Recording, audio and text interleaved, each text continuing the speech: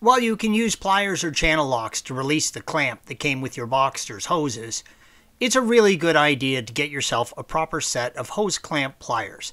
They make all your hose, water, coolant, clamping jobs so much easier, especially when you're working in the tight spaces on these cars. Since we're going to be replacing the hoses, once the clamp's removed, use a razor knife to cut a slit in the hose along the length of the hose, green arrow. This will allow you to peel back the hose and easily remove it from the metal pipe. The standard hose clamps used on the car when new are difficult to get back on properly and off without the proper tool, orange arrow. If you don't have the proper tool, a nice advantage is to swap the clamps out for a screw type clamp. I often use the German OEM screw type hose clamps, and they don't loosen or fail over time.